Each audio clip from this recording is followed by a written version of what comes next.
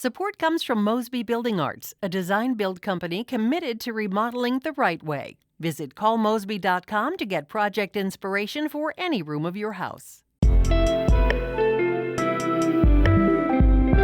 From the St. Louis Public Radio Newsroom, this is The Gateway. It's Wednesday, July 10th. I'm Wayne Pratt. Ahead, Puerto Rican circus children visiting their counterparts in St. Louis are busy juggling, tumbling, and catching up with old friends. Kind of like, oh, I learned this new trick and I learned how to do that, and come on, teach me how to do this. St. Louis Public Radio's Nancy Fowler has a story of friendship, trust, and hard work under the big top with Circus Harmony. First, the news. Floodwaters this spring have left many farmers in the region in limbo. Adam Jones is a fourth-generation Missouri farmer. He has 900 acres and is already seeing the financial impact of the flood on his crops. I would estimate that our gross revenues will be off by somewhere over $400,000. That's gross, not net. Obviously impacted by grain prices and commodity prices, which have risen since all this rain and because planting is delayed all across, not just Missouri, but Illinois and Iowa as well. He made those comments yesterday on St. Louis on the Air. Property owners with flood and tornado damage in 20 Missouri counties can now apply for federal grants to help with recovery costs. That's after a declaration by President Donald Trump. Here's St. Louis Public Radio's Eli Chen. St. Charles, Lincoln, Pike, Boone, and Cole are among the 20 counties that the president has approved for disaster aid. The Federal Emergency Management Agency could help with costs that aren't covered by insurance. Individuals could also receive grants to pay for temporary housing and crisis counseling for disaster-related trauma. St. Charles County Executive Steve Ellman says the declaration will help private property owners, but the president has yet to allow the St. Charles County government to apply for disaster aid. We're still waiting for one that will allow the county to be reimbursed for our cost in helping to fight the flood. A FEMA spokesperson says it's possible more Missouri counties could receive approval for disaster assistance. I'm Eli Chen, St. Louis Public Radio. Two statewide Republican officials are appealing a ruling that restarts a referendum aimed at repealing an 8-week abortion ban. Missouri Secretary of State Jay Ashcroft and Attorney General Eric Schmidt are moving for a rehearing of that decision or to transfer the case to the state Supreme Court. A lower court ruled this week that Ashcroft does not have the authority to reject the ACLU of Missouri's referendum. 10,000 students in the St. Louis area will have their social well-being and mental health tracked during the upcoming school year. St. Louis Public Radio's Ryan Delaney reports it's part of an increasing focus on how students' emotional health affects their ability to learn. The Opportunity Trust, a local education think tank and advocacy organization, is paying for students at 34 schools to go through the school climate survey. Students will answer questions at the beginning and end of the school year. University City Schools piloted the program last year. Joe Miller is Senior Director of Wraparound Services for U-City. He says they ask students to rank their grit, regulation of emotion, and social awareness. And then we're going to utilize that data as the foundation of a full training and professional development in the fall on opening day. Other school systems in the grant program include Normandy, Maplewood Richmond Heights, and KIPP St. Louis. I'm Ryan Delaney, St. Louis Public Radio.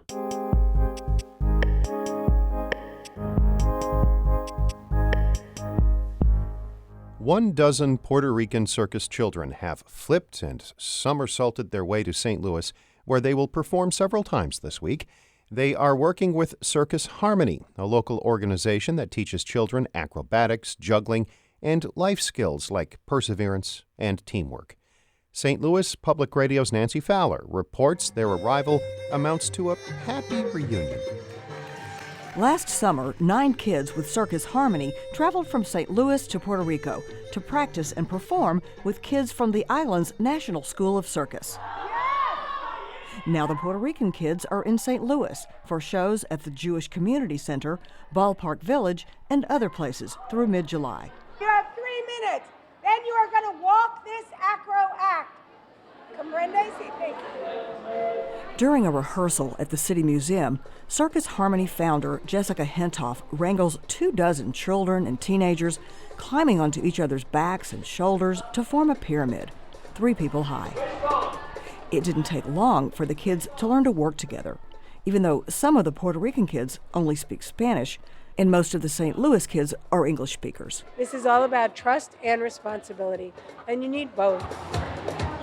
15-year-old Sarah Kuhlman of Ladue says that trust can be communicated without language. Today we were doing a trick called carousel, and I didn't really know my bass's name yet.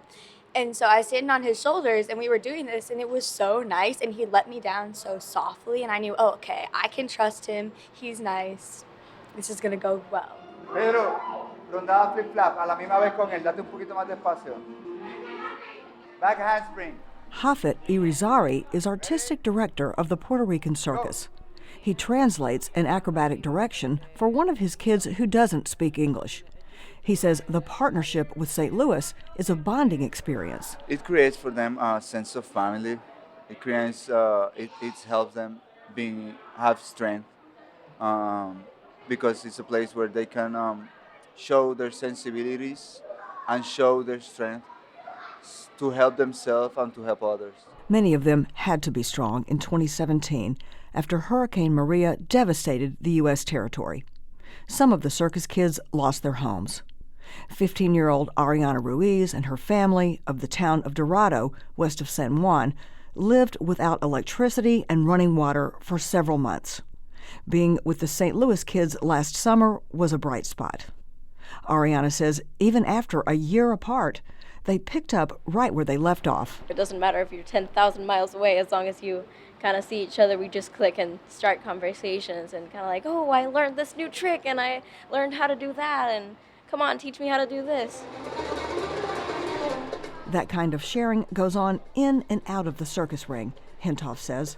When we were in Puerto Rico, somebody turned on the radio and I turn around and my kids are dancing and they're learning salsa from the Puerto Rican kids. Because when you focus on what connects you, you find the other stuff is really minor. The language thing is actually kind of minor.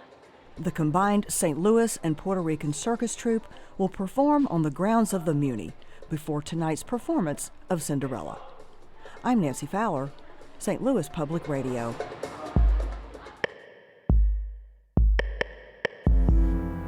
Our David Casares edited that report. Shula Newman is the executive editor of St. Louis Public Radio. Music by Ryan McNeely of Adult Fur. I'm Wayne Pratt, and from the St. Louis Public Radio Newsroom, this has been The Gateway.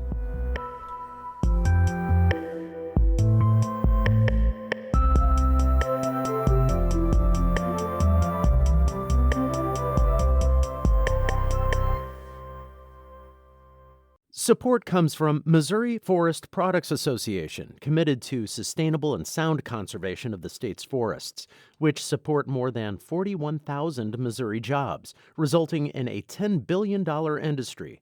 ChooseWood.com.